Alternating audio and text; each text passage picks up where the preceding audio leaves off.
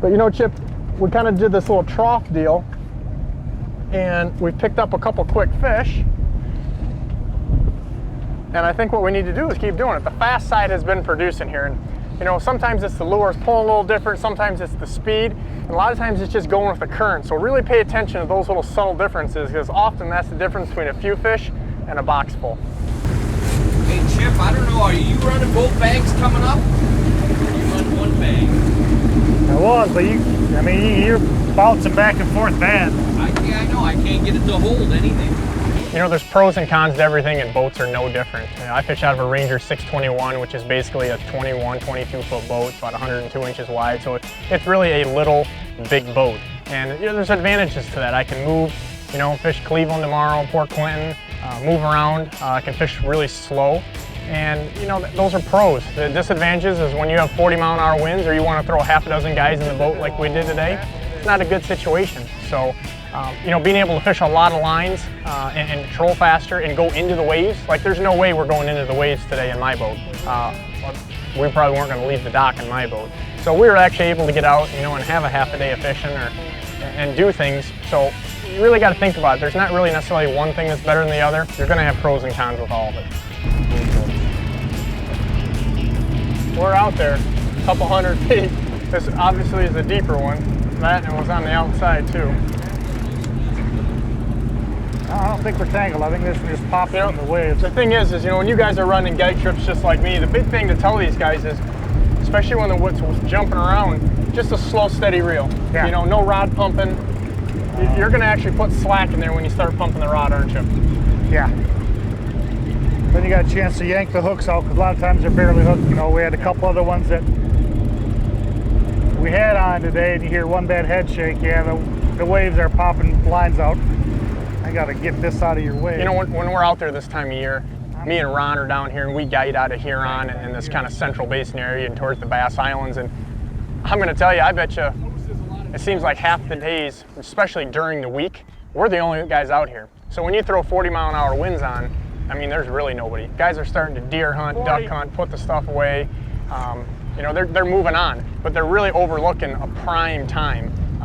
But when you throw that wind in there, you aren't going to see anybody out here. I mean, maybe on a Saturday you might have seen somebody, but we got a walleye. This is not the time of year where you see the population for sure. Oh yeah. Oh, that's a little better fish. Yeah, it's feeling good. This thing is pulling on me. He saw the net, he didn't like that. I'm not sure if he didn't like you, the net, that orange shirt, me. Not too many people like me. I know. That Silver Street shirt though, that's a good luck one.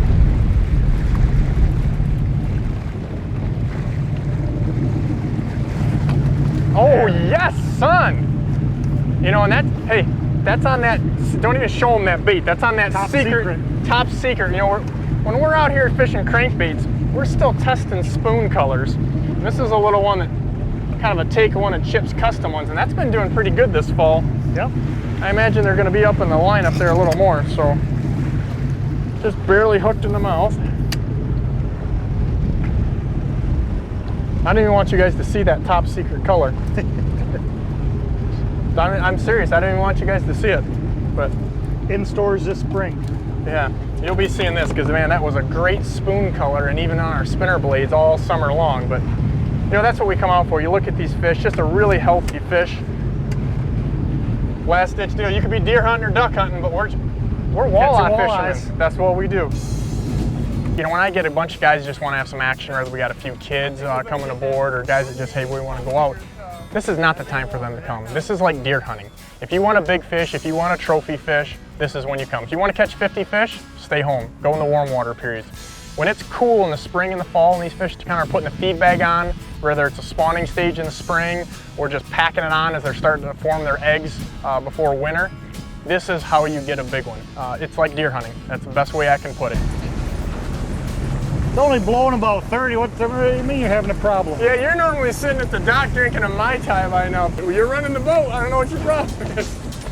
You know, the wind seems to us always be fighting it, no matter what I do. It's either we've got too much wind and we're praying for a little less, or we have no wind and we're praying for some, because in the middle of the summer it's 110 degrees and the bugs are all over us. And fish really are affected by the wind because of its effects with current. There's so many different things, boats, You know, when you get flat calm out there, boats are driving all over the top of each other. But today, you know, the wind did not help us. We were literally the only boat on the lake. And, you know, when you have 40-mile-an-hour winds, it makes everything difficult. There is nothing you can take for granted, from standing up to setting a line to having a planer board literally shoot 6 feet. Ain't nothing we can do with this stuff, man. It's just a little too crazy.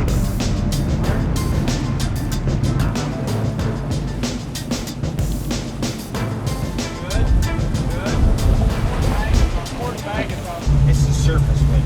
It's not the waves. It's just you got 30-mile-an-hour winds out here, and the boats are so big.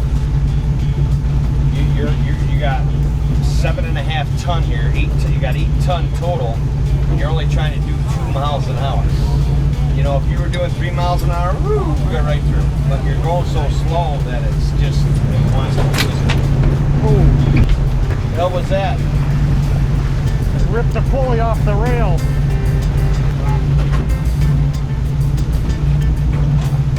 It ripped the pulley off the rail? Oh, the clip. You know, when we headed out this morning, we knew we weren't going to have a great day. And, you know, I don't want to beat a dead horse, but having guys like Ron and Chip, I mean, they make the difference. If I just had a regular crew or guide trip, there's no way I'm going today. And, I mean, when we headed out there, I mean, it was honkering, but it really hadn't had time to build up, and we were on the wind-protected side, if there is such a thing when you have 40-mile-an-hour gusts. But as the day went on, I mean, it just got flat out nasty. And at some point, you have to make kind of a safety or just a logical, hey, do we really need to be out here today? And you just never know, but you really do have to go and check it out, because there's so many days as a full-time guide that I see, you know, you look at the weather report and hey, there's no way we're going, and they totally miss it. So sometimes you just got to show up and do it.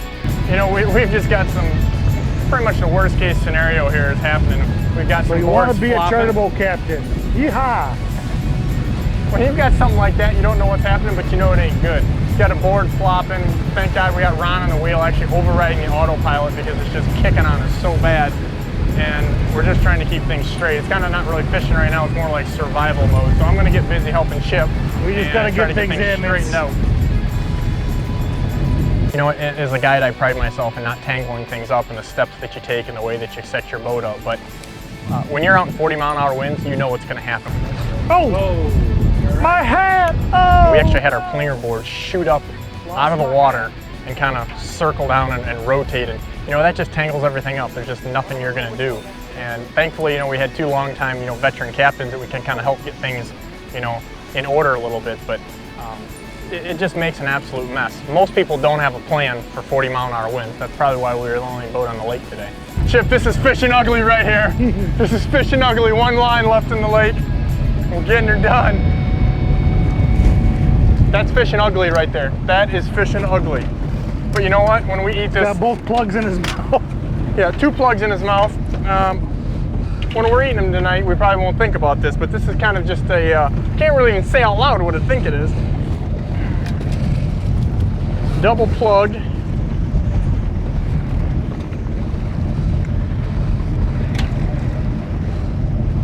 I'm not thinking it's fun, though. It's something. Well...